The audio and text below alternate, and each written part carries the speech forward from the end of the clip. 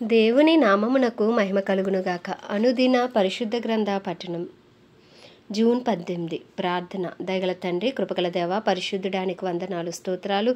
గడిచిన దినములు నీ కృపలో జ్ఞాపకం చేసుకుని మరొక నూతన దినము మా జీవితాల్లో ప్రవేశపెట్టినందుకు మీకు వందనాలు ప్రభువా. ఈ దినం వాక్యం ద్వారా మాతో మాట్లాడండి. ఆది నుంచి అంతవరకు మీదే తోడుగా ఉండి నడిపించండి. వినిన వాక్యం మా హృదయాల్లో ఫలింపచేయమని యేసుక్రీస్తు అతి పరిశుద్ధ నామంలో అడిగి వేడుకొనిచున్నాం మా పరమ తండ్రి. ఆమేన్. యోబు గ్రంథము 13 నుండి 16 అధ్యాయములు. 13వ అధ్యాయము. ఇదిగో నా కన్ను ఇదంతయు చూచెను, నా చెవి దాని విని గ్రహించి ఉన్నది. మీకు తెలిసినది నాకును తెలిసే ఉన్నది. నేను మీకంటే తక్కువ జ్ఞానము గలవాడను కాను. నేను సర్వశక్తుడగు దేవునితో మాట్లాడగోరుచున్నాను, దేవునితోనే వాదింపగోరుచున్నాను.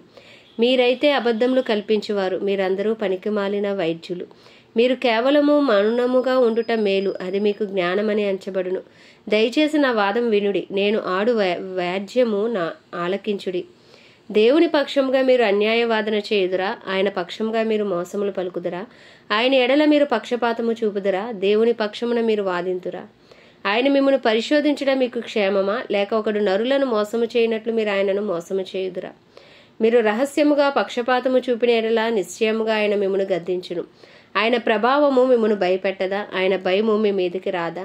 మీ హెచ్చరిక మాటలు బూడిద సామెతలు, మీ వాదములు మంటివాదములు. నేను మాట్లాడేదను, నా జోలికి రాక మౌనులై ఉండుడి. నా మీదికి వచ్చినది ఏదో అది వచ్చునుగాక. నేనెందుకు నా ప్రాణమును ఎరగా చేసుకొనను గాని ప్రాణమునకు తెగించి మాట్లాడేదను. ఇదిగో ఆయన నన్ను చంపినను, నేను ఆయన కొరకు కనిపెట్టుచున్నాను. ఆయన సన్నిధిని నా ప్రవర్తన న్యాయమని రుజువుపరుతును.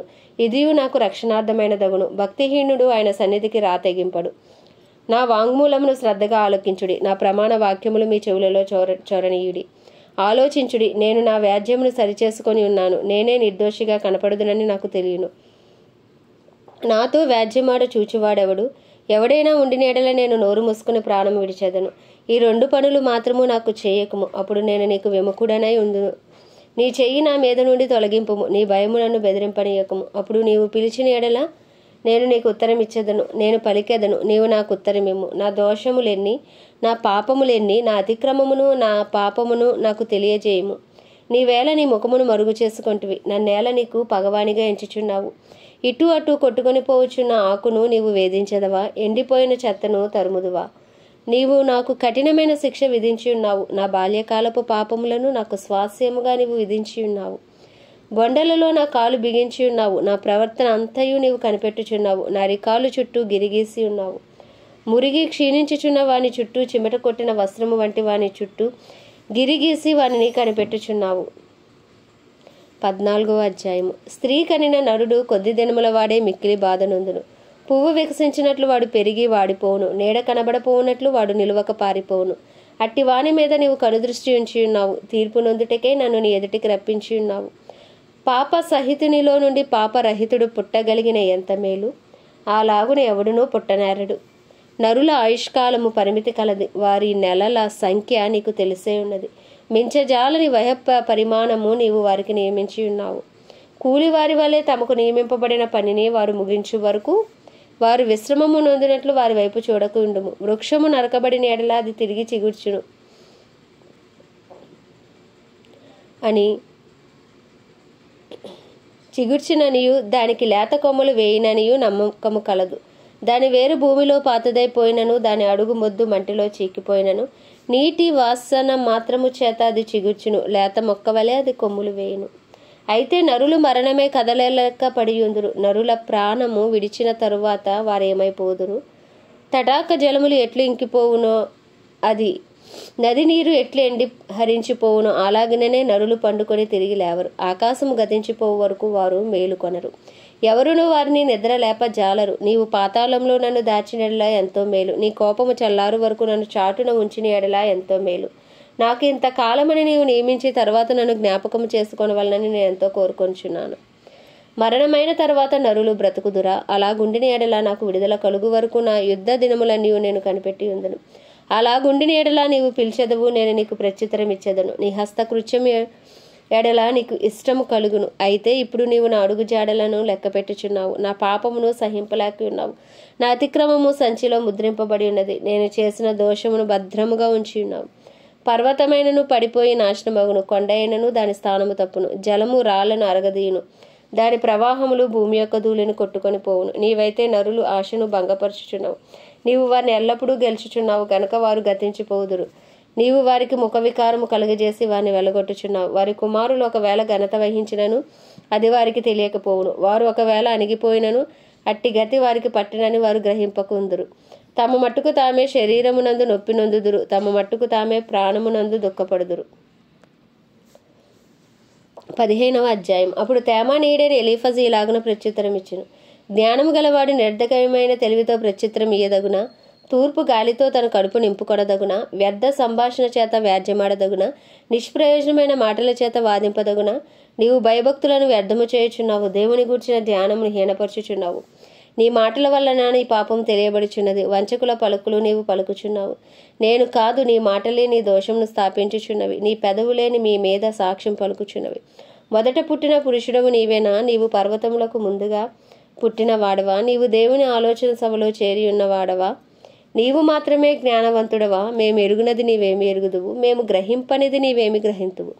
నెరసిన వెంట్రుకలు గలవారును చాలా వయసు మీరిన పురుషులను మాలో ఉన్నారు. నీ తండ్రి కంటేను వారు చాలా పెద్దవారు. దేవుడు సెలవిచ్చిన ఆదరణ నీకు తేలికగా ఉన్నదా? ఇట్లు నీతో మృదువుగా పలుకబడిన వాక్యము తేలికగా ఉన్నదా?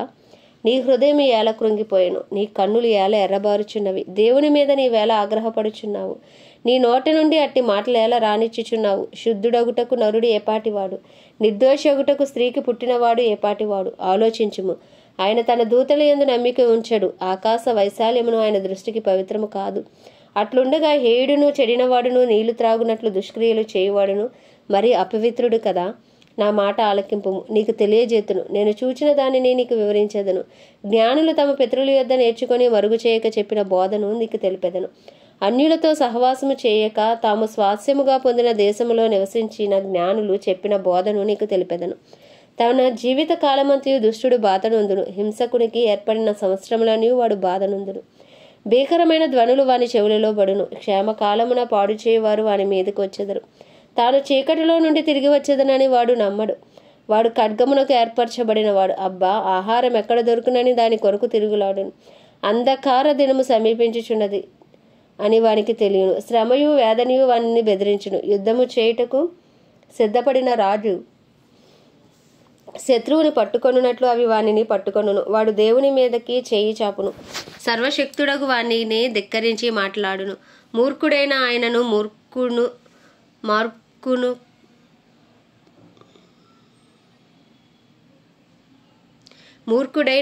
మార్కోనును తన కేడెముల గుబకులతో ఆయన మీదకి పరిగెత్తును.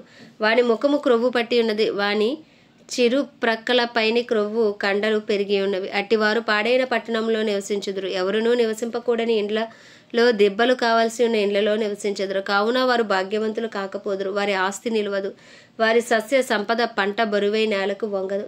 వారు చీకటిని తప్పించుకొనరు, అగ్ని జ్వాల వారి లేత కొమ్ములను దహించును. దేవుని నోటి ఊపిరి చేత వారు నాశనమగుదురు. వారు మాయను నమ్ముకొనకుందురు గాక. వారు మోసపోయిన వారు, మాయయే వారికి ఫలమగును. వారి కాలము రాకముందే అది జరుగును, అప్పుడే వారి కొమ్మ వాడిపోవును.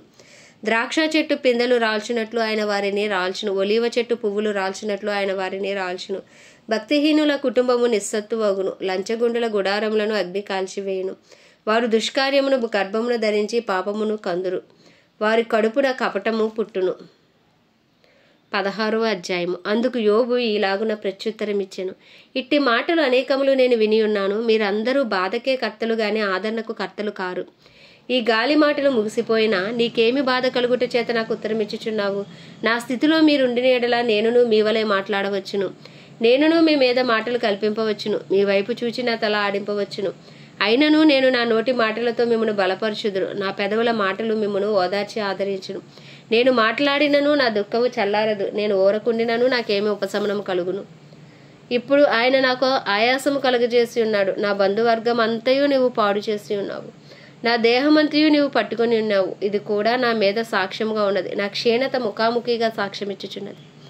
ఆయన తన కోపము చేత నా మీద పడి నన్ను చీల్చెను. ఆయన నా మీద పండ్లు కొరుకుచుండెను. నాకు శత్రువై నా మీద తన కన్నులు ఎర్ర చేశాను. జనులు నా మీద తమ నోరు తెరుతురని నన్ను తిట్టి చెంప మీద కొట్టుదురు. వారు ఏకీభవించి నా మీద గుంపు కూడుదురు. దేవుడు నన్ను దుర్మార్గులకు అప్పగించి ఉన్నాడు. భక్తిహీనుల వశంలో నన్ను ఉంచి ఉన్నాడు. నేను నెమ్మదిగా ఉంటిని, అయితే ఆయన నన్ను ముక్కలు చెక్కలు చేసి ఉన్నాడు. మెడ పట్టుకుని విదిలించి నన్ను తుత్తునీయులుగా చేసి ఉన్నాడు.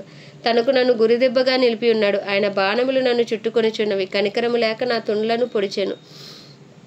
నా పైచెరసము నేలను పారబోసెను. కన్నము మీద కన్నము వేసి ఆయన నన్ను విరగొట్టెను. పరుగులెత్తి సూర్యుని వలె నా మీద పడెను. నా చర్మం మీద నేను గోనెపట్టు కొర్చుకొంటిని. నా కొమ్మును ధూళితో మురికి చేస్తుని. నా చేత బలాత్కారము జరగకపోయినను, నా ప్రార్థన యథార్థముగా ఉండినను, ఏడుపు చేత నా ముఖము ఎర్రబడి ఉన్నది. నా కనురెప్పల మీద మరణాంధకారము నిలిచిచున్నది. భూమి నా రక్తమును కప్పివేయకుము, నా మొరకు విరామము కలుగకుండును గాక. ఇప్పుడు నాకు సాక్షి అయిన వాడు పరలోకములో ఉన్నాడు. నా పక్షమున సాక్ష్యం పలుకువాడు పరమందున్నాడు. నా స్నేహితులు నన్ను ఎగతాళి చేయుచున్నారు. నరుని విషయమే ఒకడు దేవునితో వ్యాజ్యమాడవలననియు, నరపుత్రుని విషయమే వాని స్నేహితునితో వ్యాజ్యమాడవలననియు కోరి నేను దేవుని తట్టు దృష్టి నుంచి కన్నీళ్లు ప్రవాహముగా విడిచుచున్నాను. కొద్ది సంవత్సరములు గతించిన తర్వాత తిరిగి రాని మార్గమున నేను వెళ్ళుదును. ఆమేన్. దేవుడి పరిశుద్ధ వాక్యము మన వినికిడిలో దీవించునుగాక. ప్రార్థన. దయగల తండ్రి, కృపగల దేవ, పరిశుద్ధుడానికి వందనాలు, స్తోత్రాలు. జీవాధిపతి, న్యాయాధిపతి, మృత్యుంజయుడా, మహాగణుడా, మహిమా ఘనతకు అర్హుడా, యోగ్యుడా, పూజ్యుడా, కృపను చూపుడుకు ఐశ్వర్యవంతుడా, కృపా సత్య సంపూర్ణుడా, కృప వెంబడి కృపతో కాపాడుచున్న దైవమా, నీకు వందనాలు, స్తోత్రాలు, స్తుతులు చెల్లించుకుంటున్నాం ప్రభా. ఈ ఉదయ కాలము ప్రభా ఆయుష్ను ఆరోగ్యమునిచ్చి మరొక నూతన దినం మాకు దయచేశారు, మీకు వందనాలు. అయ్యి ఈ దినమంతా నీ రెక్కల చాటును మమ్మల్ని కప్పండి ప్రభు. మా అపరాధములు, మా పాపములు, మా దోషములు, మా అతిక్రమములు అయ్యా దయతో క్షమించి నీ రక్తంతో కడుగు శుద్ధీకరించి, మా తలంపుల ద్వారా, ఆలోచనల ద్వారా, చేతల ద్వారా, నడకల ద్వారా, వినికిడి ద్వారా, మాటల ద్వారా, అయా చూపుల ద్వారా నాయన తెలిసి తెలియక చేసిన ప్రతి అపరాధమును నీ సన్నిధిలో ఒప్పుకుంటున్నాం. నీ పరిశుద్ధ రక్తాన్ని ఆశ్రయిస్తున్నాం ప్రభా. నీ పరిశుద్ధ రక్తంతో కడిగి శుద్ధీకరించి నాయన అయ్యా మా కుటుంబంలోని ప్రతి ఒక్కరిని పేరు పేరున జ్ఞాపకం చేసుకుంటాం. వారి పాపములు సైతం దయతో క్షమించండి నాయన. వారిని కూడా రక్షించమని వేడుకుంటున్నాం. మా ఇరుగు పొరుగు, మా బంధువులు, మా స్నేహితులు మీరు జ్ఞాపకం చేసుకోండి. మా పట్టణాన్ని జ్ఞాపకం చేసుకోండి. మా తెలుగు రాష్ట్రాలను జ్ఞాపకం చేసుకోండి. మా భారతదేశాన్ని జ్ఞాపకం చేసుకోండి ప్రభా. భారతదేశానిపై నీ కృపను విస్తరింపచేయండి. నీ కనికరాన్ని దిగి రానియండి ప్రభా. కడివారి వర్షమే మీరు దిగిరండి. కోటాను కోట్ల ఆత్మలు నశించిపోకుండా నీ కృపను అనుగ్రహించండి. నీ కృపతో మమ్మల్ని కప్పండి ప్రభా. 144 కోట్ల భారతదేశ ప్రజలకు రక్షణ కలుగును గాక నాయన. వారి మనోనేత్రాలు వెలిగించబడును గాక. వారి హృదయాలు తెరవబడును గాక. అయ్యా సువార్త కొరకు వారి గృహాలు తెరవబడును గాక అని ప్రార్థిస్తున్నాం తండ్రి. అయ్యా నీకే వందనాలు, స్తోత్రాలు, స్తుతులు చెల్లించుకుంటున్నాం. అలాగే ఇజ్రాయెల్ దేశాన్ని జ్ఞాపకం చేసుకోండి. ఇజ్రాయెల్ సరిహద్దులో సమాధానం ఉంచండి. ఇజ్రాయెల్ ప్రజలకు క్షేమం అనుగ్రహించండి. ప్రపంచ దేశాలన్నింటినీ వాటిని పరిపాలిస్తున్న రాజులను, వారి కింద పనిచేసిన అధికారులకు నీ కృపనివ్వండి. అయ్యా నీకే వందనాలు, స్తోత్రాలు, స్తుతులు చెల్లించుకుంటున్నాం. అయ్యా తండ్రి, గొప్ప దేవుడా, పరిశుద్ధుడా, దైవజనులందరినీ నీ హస్తాలకు అప్పచెప్పుకుంటున్నాం ప్రభా. వారి రాకపోకల్లో, వారి ప్రయాణాల్లోని కాపుదల, భద్రత ఉంచండి. నిలవబడిన ప్రతి చోట నాయన ధైర్యంతో వాక్యమును బోధించి అనుకూల సమయంలో వారికి అనుగ్రహించండి. ఆత్మ కార్యాలు మీరు జరిగించండి. వారి కుటుంబాల చుట్టూ మీ రక్త కంచి వేయండి ప్రభా. క్రైస్తవులందరినీ రూపాంతరపరచండి, రూపులోకి మార్చండి. డినామినేషన్స్ భేదమును తొలగించండి. అందరూ ఏకతాటిపైకి వచ్చే కృపను దయచండి. నీ పరిశుద్ధాత్మను అయ్యా బలముగానైనా క్రైస్తవ్యం మీదకి దిగి రానిమ్మని ప్రార్థిస్తున్నాం ప్రభా. అంచె దినముల్లో అందరి మీద ఆత్మను కుమ్మరిస్తానన్న వాగ్దానం మీరు నెరవేర్చమని వేడుకుంటూ ప్రభా తండ్రి.